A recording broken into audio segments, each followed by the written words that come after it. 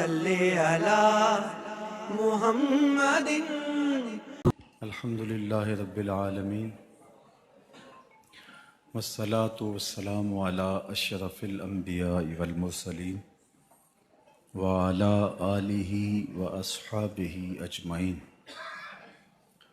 قال اللہ تعالی وتبارک فی القرآن المجید والفرقان الحمید۔ بسم اللہ الرحمن الرحیم۔ یا ایہا النبی حسبک اللہ ومن اتبعک من المؤمنین۔ صدق اللہ مولانا العظیم وصدق رسولہ النبی الکریم الرؤوف الرحیم۔ اللہم نور قلوبنا بالقرآن وزین اخلاقنا بالقرآن وادخلنا الجنة بالقرآن ونجنا من النار بالقرآن۔ قال اللہ تعالی وتبارک فی شان حبیبہ مخبرا وآمرا ان اللہ وملائکتہ یصلون علی النبی یا ایہا الذین آمنوا صلوا علیہ وسلموا تسلیما۔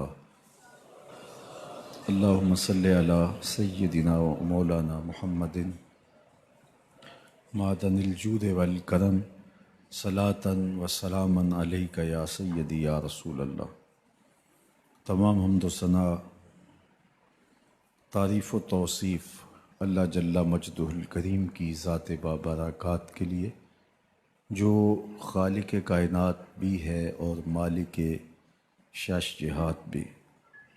اللہ جل وعلا کی حمد و ثنا کے بعد رسول رحمت، شفیع معظم، نبی محتشم حضور ختم المرتبت صلی اللہ علیہ وآلہ وسلم کے حضور ناز میں اپنی عقیدتوں، ارادتوں اور محبتوں کا خراج پیش کرنے کے بعد واجب الاحترام، ذوی الاحتشام، معزز و مکرم سامعین، خواتین و حضرات، السلام علیکم ورحمۃ اللہ وبرکاتہ۔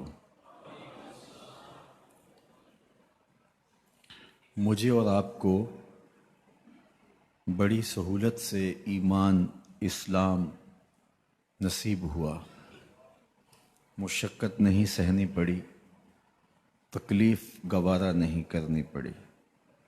ہم نے آنکھ کھولی، مؤذن نے کان میں صدائے دل نواز دی، مبارک ہو تو حضور کا غلام بن کے آ رہا ہے۔ ہم بولنے لگے تو ہماری زبان پر اللہ جل شانہ کا مبارک نام جاری کیا گیا۔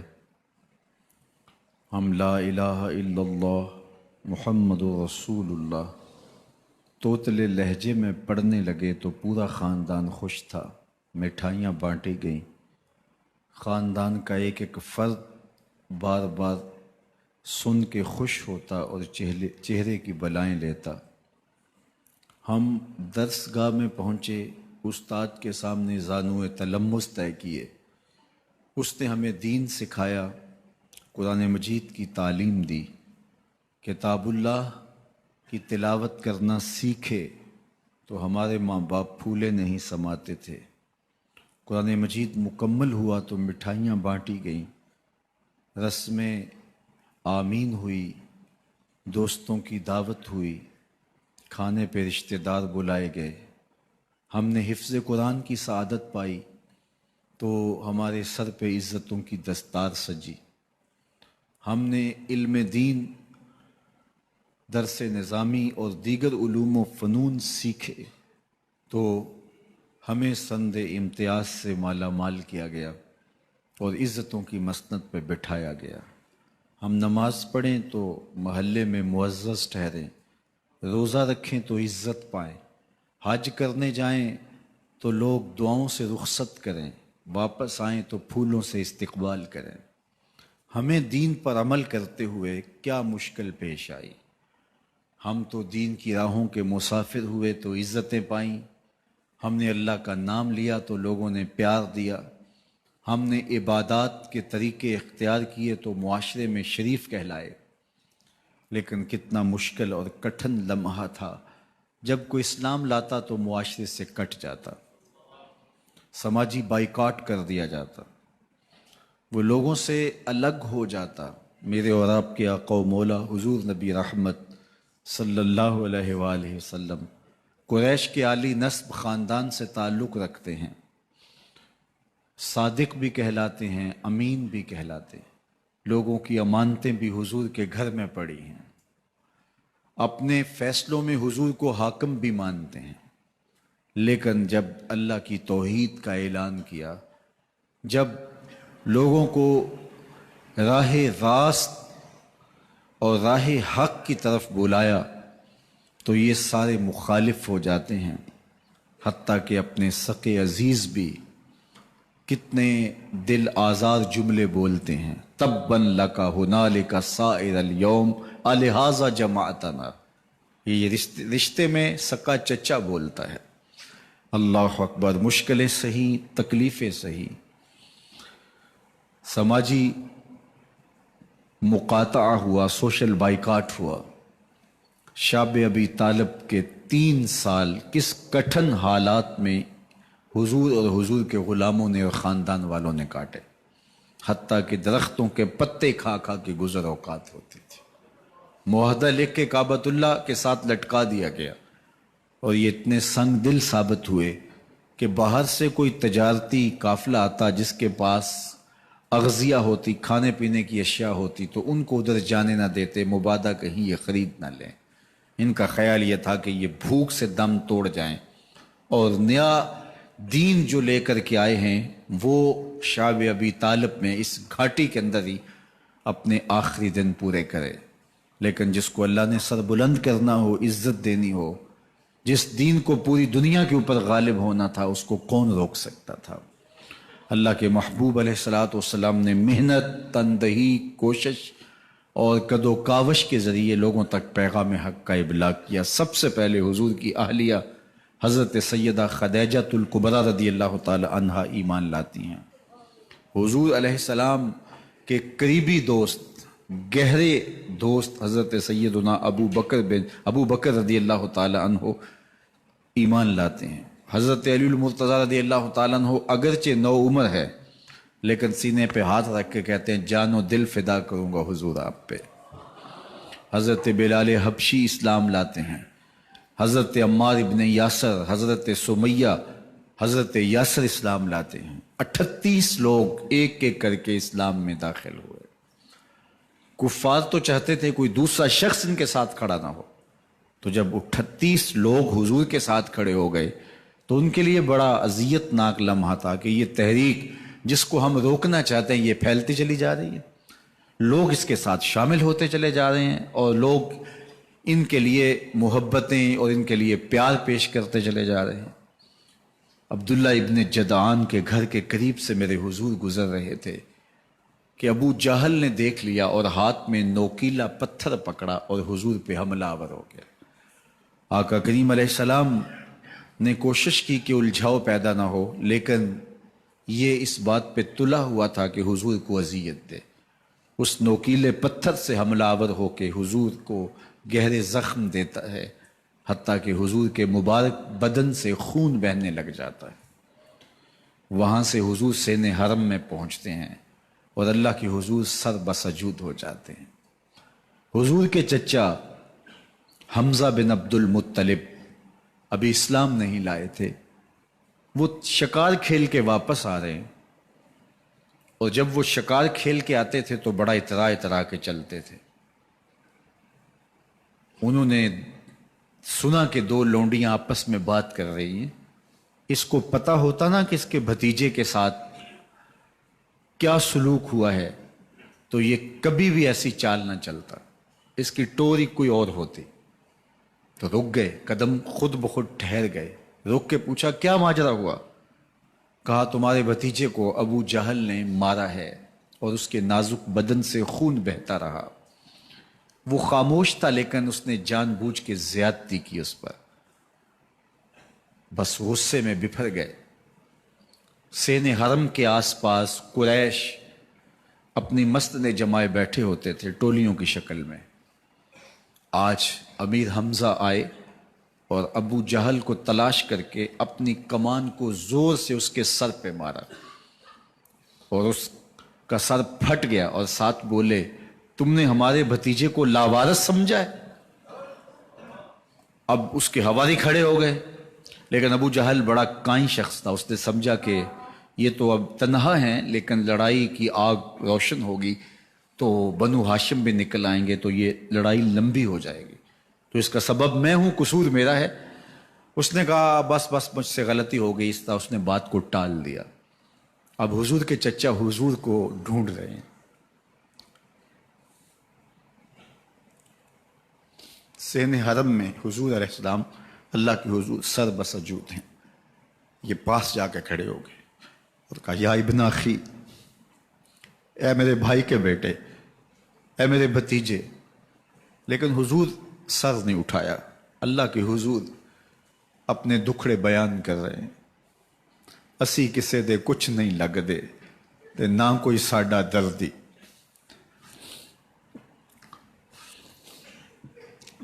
اللہ کے محبوب علیہ السلام اللہ کے حضور سر بسجود ہے۔ انہوں نے پھر کہا یا ابن اخی، اے میرے بھائی کے بیٹے، اور انہیں بے چینی ہے کہ بتاؤں کہ حوصلہ رکھو میں تمہارا بدلہ لے لیا، لیکن حضور سر نہیں اٹھا رہے۔ تیسری مرتبہ پھر آواز دی تو حضور نے سر اٹھایا، آنکھیں آنسوں سے بھری ہوئی تھی، تو برجستہ کہا بھتیجے میں تمہارا بدلہ لے لیا۔ میرے حضور نے فرمایا چچا مجھے اس کی کوئی خوشی نہیں ہوئی۔ یہ حیرت زدہ ہو گئے کہ اتنا بڑا کام، اس وقت مکے کا اتنا بڑا سورما، اور میں اس سے ٹکرا کے آیا ہوں اور یہ کہہ رہے ہیں مجھے کوئی خوشی نہیں ہوئی۔ قسمت اچھی تھی۔ بولے بھتیجے تم کیسے خوش ہوتے ہو؟ کہا جس رب کو میں مانتا ہوں اس کو تم بھی مان لو۔ تو امیر حمزہ کی قسمت اچھی تھی تو آگے بڑھے اور اسلام قبول کر لیا۔ 38 لوگ پہلے مسلمان تھے، یہ 39 میں مسلمان ہو گئے۔ بس ان کا اسلام لانا مسلمانوں کے لیے تسکین قلب کا ساما ہوا۔ حضور کی آنکھوں میں امٹتے ہوئے آنسو، آگے بڑھے، کعبے کو غلاف کو پکڑا، کہا اللہم اعز الاسلام باحب الرجلین الیک بعمر ابن الخطاب اور بعمر ابن حشام۔ اے اللہ ایک شیر دیا ہے، ایک شیر اور دے دے، اب تیری مرضی، یا عمر بن خطاب دے دے یا عمر بن حشام دے دے۔ اگرچہ اس نے میرے اوپر پتھر برسائے ہیں، مجھے زخمی کیا ہے، لیکن اگر دین کی تقویت اس سے ہو سکتی ہے تو مالک مجھے کوئی غصہ نہیں۔ چاہے عمر بن حشام، یہ ابو جہل کا نام ہے، مجھے چاہے ابو عمر بن حشام دے دے یا عمر بن خطاب دے دے، ایک شیر دے دیا، ایک شیر اور عطا کر دے۔ حضور کعبہ کے غلاف سے لپٹ کے اللہ کے حضور دعائیں مانگ رہے ہیں۔ 39 لوگ اسلام لا چکے ہیں، 40ویں کا انتظار ہے۔ اللہ کے محبوب علیہ السلام کی دعائیں ہیں، حضور کی التجائیں ہیں۔ ادھر یہ خبر پورے مکے میں پھیل جاتی ہے کہ حمزہ بھی ایمان لے آئے۔ کفار پر سراسیمگی سی کیفیت پیدا ہو جاتی ہے کہ ہم تو سمجھتے تھے کہ یہ 2-4 لوگ ہیں، 10-15-20 لوگ جمع ہو جائیں گے، اور اس طرح کے لوگ بھی اگر ان کے ساتھ شامل ہو گئے تو ان کا راستہ نہیں روکا جا سکے گا۔ وہ سر جوڑ کے سوچنے لگے، ابو جہل کو کوسنے دینے لگے، اس نے کیوں یہ ظلم کیا کہ اس کا نتیجہ یہ پھر ہمیں بھگتنا پڑ رہا ہے۔ اس کے لیے کوئی تدبیر کرنی چاہیے، اس کے لیے کوئی حکمت سوچنی چاہیے۔ 26 سال کا نوجوان ہے، خطاب کا بیٹا ہے، نام عمر ہے، اپنے گھر کے اندر پیچ و تاب کھا رہا ہے کہ اگر یوں ہی اسلام پھیلتا رہا تو ہمارے بتوں کے خلاف اٹھنے والا یہ نظم اتنا پھیل جائے گا کہ روکنا مشکل ہو جائے گا، آباء و اجداد کی کہانیاں ختم ہو جائیں گی، یہ ایک نیا دین ایسے پنپتا رہا تو پھر اس کو روکا نہیں جا سکے گا۔ کون روکے؟ دل میں خیال آیا اس کا ایک ہی حل ہے کہ بانی اسلام کی زندگی کا چراغ گل کر دیا جائے، لیکن یہ اتنا بڑا کام کون کرے؟ سوچا خود کروں گا۔ اٹھتی جوانی اور یہ پہلوانی کا زمانہ تھا، عمر بن خطاب کا اعضاء میں توانائی، طبیعت میں جوش، تلوار حمائل کی۔ دوپہر کے وقت خیال آیا تو کڑکتی دوپہر میں چل پڑے۔ سنسان گلیاں ہیں، سخت گرمی ہے، لوگ دیواروں سے لگ کے چلتے ہیں اگر کوئی کسی کو کسی مجبوری کے تحت کہیں جانا بھی پڑے، لیکن یہ مست ہاتھی کی طرح اپنے ارادے کو عملی جامہ پہنانے کے لیے گھر سے نکل پڑتے ہیں، اور اس انداز سے تلوار حمائل کیے ہوئے آگے بڑھ رہے ہیں۔ نعیم بن عبداللہ آگے سے آ رہے تھے، آنکھوں میں اترا ہوا نشہ دیکھا، کہانی سمجھ گئے۔ یہ بھی مسلمان ہو گئے تھے لیکن ابھی ایمان ظاہر نہیں کیا۔ کہا عمر کدھر کے ارادے ہیں؟ کہا بانی اسلام کا چراغ بجھانے جا رہا ہوں، یہ روز روز کی کہانی ختم کرنے جا رہا ہوں۔ آج حمزہ ایمان لائے ہیں، کل کوئی اور آ جائے گا، پھر اس تحریک کو روکنا مشکل ہو جائے گا۔ نعیم بن عبداللہ مسکرا کے بولے گھر کی خبر لی ہے؟ کہا کیا ہوا میرے گھر کو؟ کہا تمہاری بہن فاطمہ بھی اس محمد کی غلام بن گئی ہے، تمہارا بہنوئی سعید بن زید بھی اس کا نوکر بن گیا ہے۔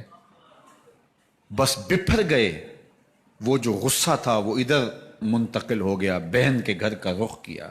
جب دروازے پہ پہنچے تو اندر سے قرآن پڑھنے کی آواز آ رہی ہے۔ جو کہا گیا تھا، جو سنا تھا، اس کا یقین پیدا ہو گیا۔ زور زور سے دروازے کو کھٹکھٹانے لگے۔ بہن نے دیکھا کہ بھائی ہے، جو قرآن پڑھ رہا تھا اس کو چھپا دیا اور خود دروازہ کھولا، بس پیٹنا شروع کر دیا، مار مار کے سر پھوڑ دیا، خون بہہ رہا ہے۔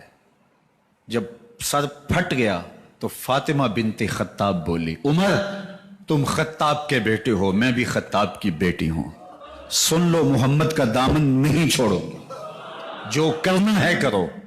جب یہ تیور دیکھے تو عمر کی حیرت انتہا کو چھو گئی۔ یہ کون سی قوت ہے جس نے ایک عورت کے اندر یہ جذبے رکھ دیے؟ کہا اچھا بتاؤ تم کیا پڑھ رہے تھے؟ کہا تم ناپاک ہو، تمہیں نہیں دوں گی۔ کہا کیسے دو گی؟ کہا پہلے غسل کرو۔ عمر غسل کر رہا ہے، سودا لینے کے لیے بازار گئے، ہاتھ اس کے بکے جس کے خریدار گئے۔ عمر غسل کر رہے ہیں، غسل کر کے باہر آئے تو بہن قرآن لے آئی۔ وہ کھجور کی چھالیں، وہ چمڑے کے اوپر لکھا ہوا قرآن سامنے رکھ دیا۔ عمر پڑھ رہے ہیں طٰہٰ ما انزلنا علیک القرآن لتشقیٰ، اے 14ویں کے چاند محبوب، قرآن اس لیے نازل تو نہیں کیا تھا کہ تو مشقت میں پڑ جائے۔ محبوب رحمت کے دروازے کھل رہے ہیں، کرم نوازیاں ہونے والی ہیں۔ عمر پڑھتے گئے، آنکھوں کے بندن ٹوٹ گئے، آنسو آنے لگے، ٹپ ٹپ آنسو گرنے لگے۔ عمر رو رہے ہیں، بدن کانپ رہا ہے۔ آئے کس ارادے سے تھے، اب حالت کیا ہوئی جا رہی ہے۔ اپنی بہن سے کہا، بہنوئی سے کہا جس در کے تم غلام ہوئے ہو کبھی میں بھی اس در کا غلام نہیں ہو سکتا؟ عمر کی کہیں عمر نہ برباد ہو جائے، مجھے اس چوکھٹ پہ لے چلو۔ کہا چلو ہم اس دہلیز پہ لے چلتے ہیں۔ تلوار اسی طرح حمائل کی ہوئی ہے، حضور دار ارقم میں ہے۔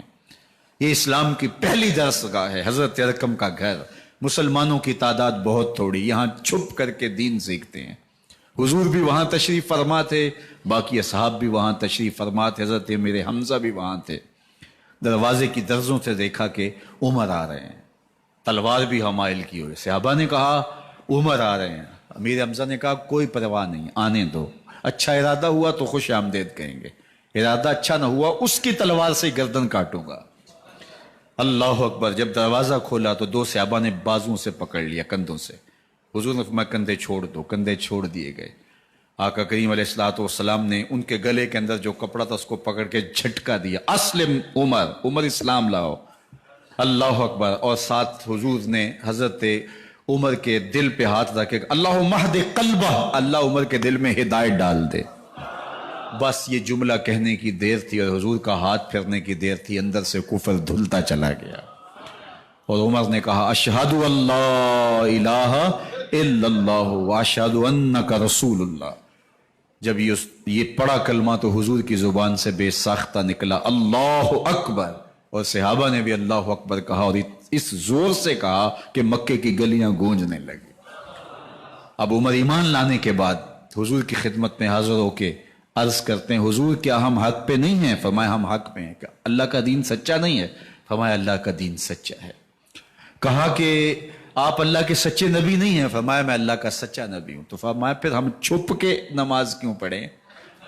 کہا کہ عمر تم جانتے ہو حکمت ہے، اتنے جو ہے وہ ہماری تعداد نہیں، اور کفار کا جور و ظلم اور ستم۔ عرض کی حضور ہم کعبۃ اللہ میں جا کے نماز پڑھیں گے۔ مسلمانوں کی دو صفیں بن گئی، ایک صف کی قیادت امیر حمزہ کر رہے ہیں، ایک صف کی قیادت حضرت فاروق اعظم کر رہے ہیں، درمیان میں حضور چل رہے ہیں، اور روایات میں آتا ہے حضرت عمر چلتے جاتے ہیں اور ساتھ لا الہ الا اللہ پڑھتے چلے جا رہے ہیں۔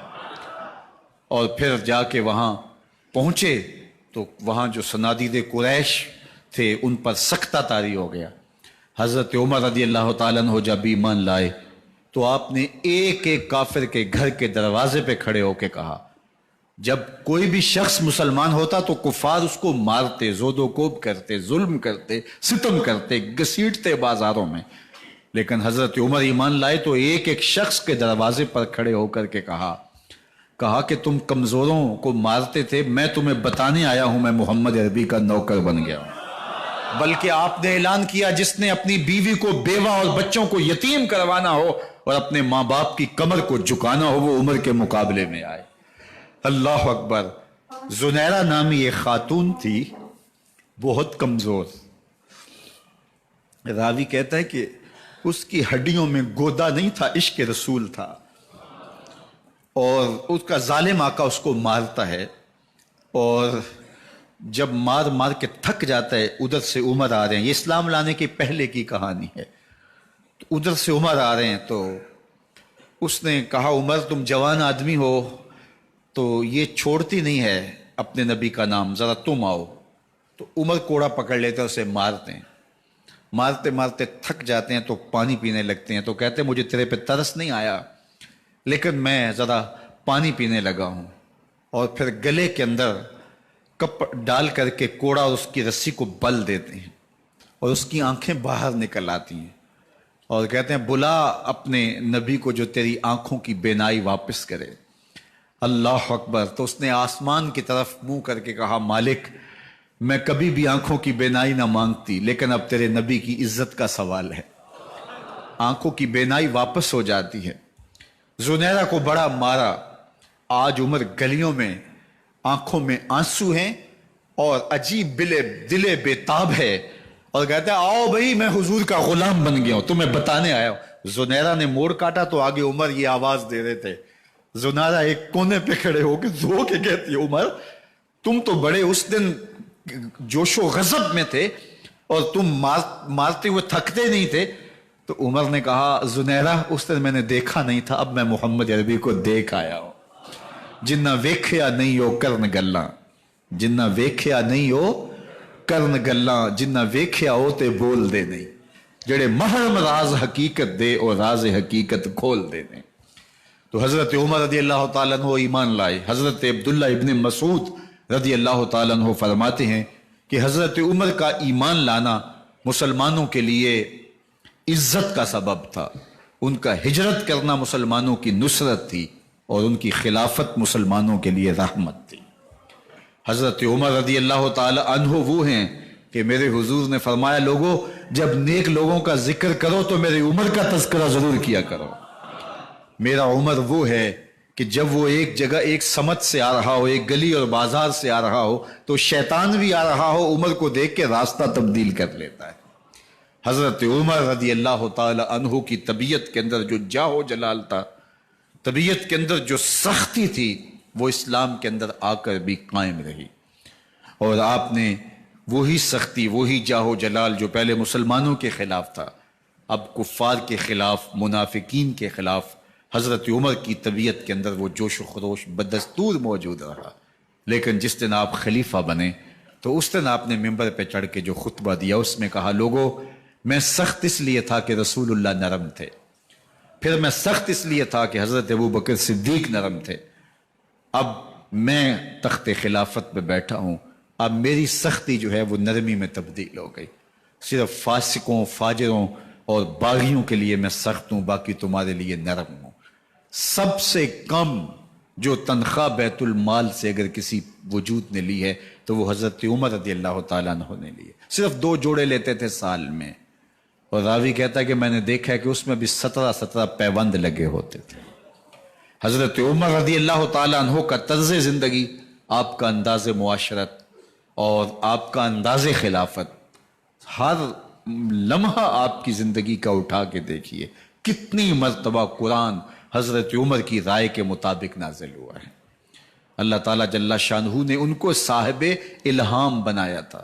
ہر امت میں کوئی صاحب الہام ہوتا ہے، حضور کی امت کا صاحب الہام حضرت عمر رضی اللہ تعالیٰ عنہ، اور آقا کریم نے انہیں اپنا وزیر قرار دیا۔ فرمایا میرے 2 وزیر آسمانوں میں ہیں، 2 وزیر زمینوں میں ہیں۔ آسمانوں کے وزیر جو ہے وہ جبرائیل اور میکائیل ہیں، اور زمین کے وزیر ابو بکر اور عمر ہیں رضی اللہ تعالی عنہما۔ تو اللہ تعالیٰ جل شانہ نے حضرت سیدنا صدیق اکبر کے بعد حضرت سیدنا عمر بن خطاب رضی اللہ تعالیٰ عنہ سے جو کام لیا، مختصر دور خلافت کے اندر 10 سال 6 ماہ 4 دن آپ نے خلافت فرمائی ہے، لیکن کہاں سے چلے اور یہاں مکران تک، بلوچستان کا حصہ ہے، یہاں تک آپ کے سلطنت کی حدود وسیع ہوئی۔ ادھر آرمینیا تک جا پہنچے، حمص فتح کیا، قادسیہ، یرموک۔ آپ ذرا دیکھیے کہ کہاں تک آپ کی فوجوں کے گھوڑے دوڑتے رہے، اور اللہ تعالیٰ جل شانہ نے ان کو جو توانائی، عدل و انصاف کی قوت عطا فرمائی۔ اللہ اکبر! جب زمین پہ عدل کیا ہو تو زمین بھی حکم مانتی ہے، اور حضرت عمر وہ تھے جن کا حکم ہوائیں بھی مانتی تھی، زمین بھی مانتی تھی، جن کا حکم جو ہے وہ آگ بھی تسلیم کرتی تھی اور دریا بھی ان کا حکم مانا کرتے تھے۔ مصر کے اندر رسم بد جاری تھی، یہ رسم بد جاری تھی کہ سال کے بعد 1-2 شیزہ کو زیورات پہنا کے اچھے لباس میں ملبوس کر کے دریا کی بھینٹ چڑھایا جاتا، اس کی قربانی دی جاتی، اس کا خون بہتا تو دریا چلتا۔ جب اسلام مسلمانوں نے مصر فتح کیا تو گورنر نے لکھا کہ اسلام تو اس طرح کی رسوم کی اجازت نہیں دیتا، لیکن خشک سالی ہے، لوگوں کی فصلیں ویران پڑی ہیں، تو حضرت کیا کیا جائے؟ تو حضرت عمر رضی اللہ تعالیٰ عنہ کو جب قاصد آ کے پیغام دیتا ہے تو کاغذ کے ٹکڑے پہ لکھتے ہیں بسم اللہ الرحمن الرحیم، مصر کے نیل کی جانب عمر کا خط، لکھتے ہیں اے نیل اگر تو اللہ کے حکم سے چلا کرتا ہے تو چل، ورنہ ہمیں تیرے چلنے کی کوئی حاجت نہیں ہے۔ اور قاصد کو کہا یہ خط لے جاؤ اور جا کے دریائے نیل میں پھینک دو۔ قاصد جا کے خط دریائے نیل میں پھینک دیتا ہے، پانی آتا ہے، ایسا دریائے نیل چلا 14 صدیاں ہوئی ہیں آج تک کبھی بند ہی نہیں ہوا۔ دریا حکم مانتے ہیں، آگ نکلتی ہے۔ لوگ حضرت عمر رضی اللہ تعالی عنہ کے پاس آئے، حضرت لاوا پھوٹا ہے، آگ نکل رہی ہے اور مدینے کی طرف بڑھ رہی ہے، اب کیا کیا جائے؟ فائر بریگیڈ تو زمانے میں تھی نہیں۔ عمر نے اپنی قمیض اتاری، جس قمیض پہ 17 پیوند لگے ہوئے تھے چمڑے کے، کہا یہ قمیض لے جاؤ، جدھر آگ بڑھ رہی ہے آگے ڈھالنا، آگ پیچھے بھاگ جائے گی۔ زلزلہ آتا ہے تو زمین پہ دہرا مارتے ہیں، زمین رک جا، کیا عمر نے تیری چھاتی پہ عدل نہیں کیا ہے؟ تو یہ عمر ہیں رضی اللہ تعالی عنہ کہ جن کے انصاف کی وجہ سے، جن کے عدل کی وجہ سے اللہ تعالیٰ کی رحمات اور اس کی برکات کا نزول ہوتا تھا، اور اللہ تعالیٰ نے مسلمانوں کو وہ آبرومند حکومت دی۔ کائنات کی تاریخ کے اندر ایسی حکومت آپ نے نہیں دیکھی ہوگی جو حضرت عمر نے حکومت کی ہے۔ اللہ اکبر! فرمایا فرات کے کنارے پہ ایک کتا بھی پیاسا مر گیا تو اس کا حساب بھی عمر سے ہوگا۔ جب اتنے علاقے فتح ہو گئے تو ایک دن حضرت عمر بیٹھ کے رو رہے تھے، تو کسی نے کہا حضرت رو کیوں رہے ہیں؟ فرمایا کہ میں اس لیے رو رہا ہوں کہ فلاں پل سے بکریاں گزری ہیں، تو پل کے اندر شکستگی تھی، ٹوٹا ہوا تھا پل درمیان میں کچھ، اس میں ایک بکری کی ٹانگ ٹوٹ گئی ہے، تو میں ڈرتا ہوں کہیں اس کا حساب نہ لیا جائے، کہ میرا رب یہ نہ پوچھے کہ عمر تو نے پل صحیح تعمیر نہیں کروائے تھے کہ ایک بکری کی ٹانگ کیوں ٹوٹی ہے۔ یہ ہیں حضرت عمر رضی اللہ تعالی عنہ۔ اللہ اکبر! حضرت سیدنا عمر رضی اللہ تعالیٰ عنہ کی پوری زندگی آپ دیکھ لیجئے، آپ دن کو گھر میں بیٹھتے ہیں، دربار خلافت میں بیٹھتے ہیں، اور آپ کا دربار خلافت کیا ہے؟ کوئی عالی نصب محل نہیں ہے، مسجد نبوی کا صحن ہے، وہاں بیٹھ کے فیصلے ہو رہے ہیں۔ باہر سے سفیر آتا ہے اور آ کے پوچھتا ہے کہ میں امیر المومنین کے، مسلمانوں کے حکمران کے دارالامارہ میں محل میں جانا ہے، تو وہ مسکرا کے کہتے ہیں ہمارے امیر کا تو کوئی محل نہیں ہے۔ کہا کہاں ہے تمہارا امیر؟ کہا مسجد نبوی میں ہوگا یا بیت المال کی اونٹوں کی دیکھ بھالی کر رہا ہوگا، ان کی دیکھ بھال میں لگا ہوگا۔ وہ جب گئے تو مسجد میں نہیں ہے، اللہ اکبر، وہاں گئے تو وہاں بھی نہیں ہے۔ پھر کیا دیکھتے ہیں کہ عمر رضی اللہ تعالی عنہ جنت البقیع کے پاس ایک درخت کے نیچے اینٹ کا سرانہ رکھ کے سوئے ہوئے ہیں۔ تو اس نے کہا عمر تو نے عدل کیا ہے، تجھے کچی اینٹ پہ بھی نیند آ گئی۔ ہمارے حکمرانوں نے انصاف نہیں کیا، اور وہ بند اور محفوظ کمروں کے اندر بھی سکون اور چین کی نیند نہیں سو سکتے۔ حضرت سیدنا عمر رضی اللہ تعالیٰ عنہ نے اس طرح ان امور سلطنت نبھائے۔ آپ دن کو لوگوں کی دیکھ بھالی کرتے، لوگوں کی ضروریات سنتے سمجھتے، اور جب رات پڑتی لوگ سو جاتے، عمر مدینے کی گلیوں میں پہرا دیتے۔ کائنات نے کوئی ایسا بھی حکمران دیکھا ہوگا؟ اللہ اکبر، وہ مجاہد جو مختلف محاذات پہ گئے ہوئے ہوتے، ان کے گھروں کی دیکھ بھالی کرتے، ان کی ضروریات کا خیال رکھتے، ان کی آبرو کا پہرا دیتے۔ راتوں کی تنہائیوں کے اندر حضرت عمر اٹھتے اور جا کے گشت کرتے، چکر لگاتے، دیکھتے کوئی آنکھ پر نم نہ ہو، مفلسی کا کسی گھر میں ماتم نہ ہو، لوگوں کی ضروریات کا خیال رکھتے۔ اللہ اکبر۔ ایک دن حضرت عمر رضی اللہ تعالیٰ عنہ ایک گھر کے قریب سے گزرے، گھر سے دھواں نکل رہا تھا، سوچا کوئی مہمان ہوگا، گزر گئے۔ تھوڑی دیر کے بعد پھر دوبارہ اس گلی سے گزر ہوا تو پھر دھواں نکل رہا تھا، پھر گزر گئے۔ 2 گھنٹے کے بعد پھر دوبارہ ادھر سے گزران ہوا تو پھر دھواں نکل رہا تھا۔ رات کا پچھلا پہر ہے، ابھی تک گھر سے دھواں نکل رہا ہے۔ عمر رضی اللہ تعالیٰ عنہ نے دروازے کو کھٹکھٹایا، اندر سے خاتون کی آواز ہے، اس وقت کون ہے؟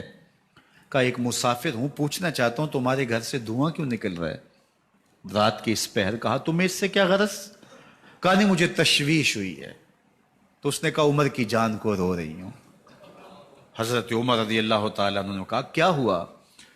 کہا کہ کھانے کے لیے گھر کچھ نہیں ہے، بچے ضد کر رہے ہیں، ہنڈیا کے اندر پتھر ڈال کر کے میں نیچے سے آگ دیے جا رہی ہوں، بچوں کہتی ہوں تھوڑی دیر ہے تھوڑی دیر ہے، کہ بچے تھک کے سو جائیں گے انتظار کر کر کے، تو کچھ ہو تو پکے، اور بچے ہیں بھوک سے، شدت بھوک کی وجہ سے سو بھی نہیں رہے، اور میں یہاں بیٹھے عمر کی جان رو رہی ہوں۔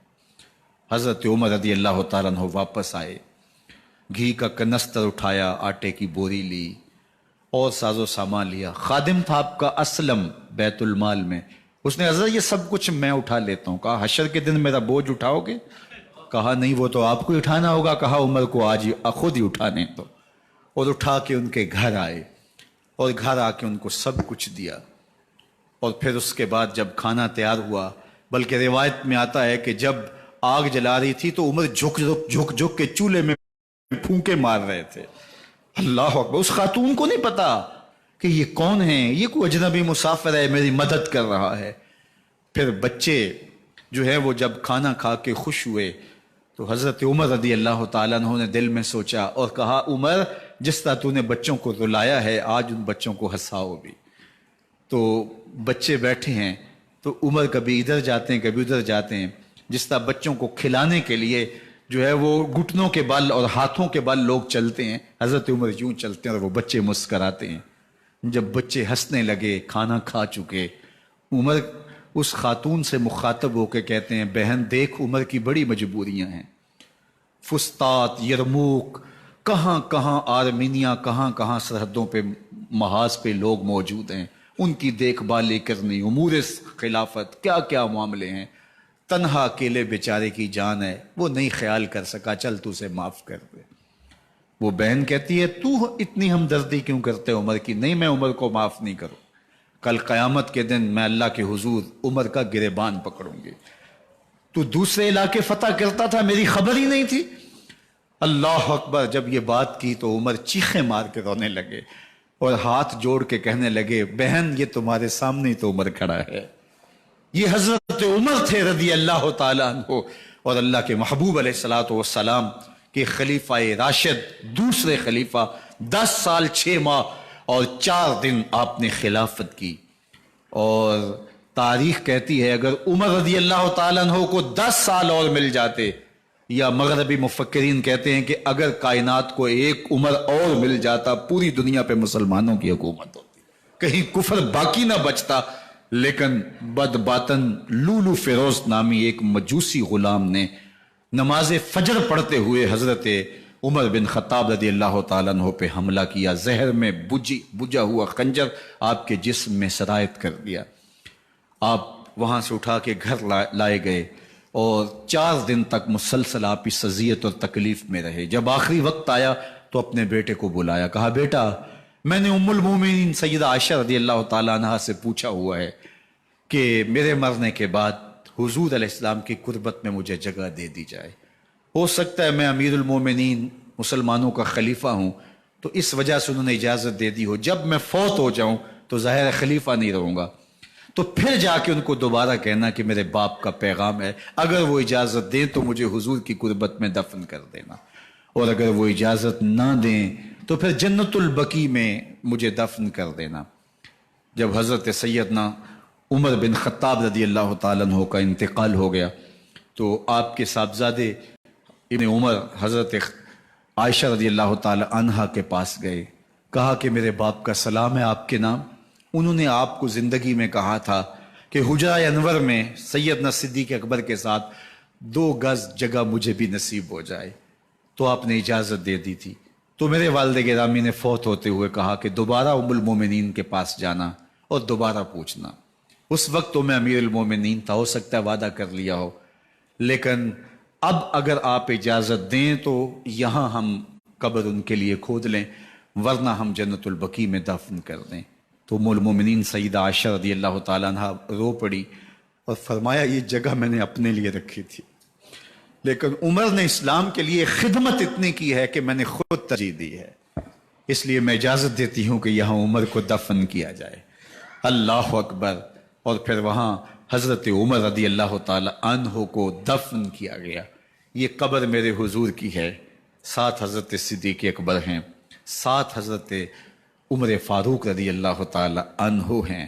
جے شک ہووی تے چل مدینے، جے شک ہووی تے چل مدینے، ویخ لے جوڑ مزاراں دا، بن یار نبی دیاں یاراں دا۔ حضور نے فرمایا، ایک دن مسجد نبوی سے باہر نکل رہے تھے اور کچھ لوگ مسجد میں داخل ہو رہے تھے، حضور نے دائیں ہاتھ سے ابو بکر کا ہاتھ پکڑا تھا اور بائیں ہاتھ میں حضرت عمر کا ہاتھ تھا، اور جب لوگوں کو آتے ہوئے دیکھا ان کو مخاطب کرتے ہوئے کہا ہاکذا نبعث یوم القیامہ، قیامت کے دن ہم قبروں سے یوں ہی اٹھائے جائیں گے۔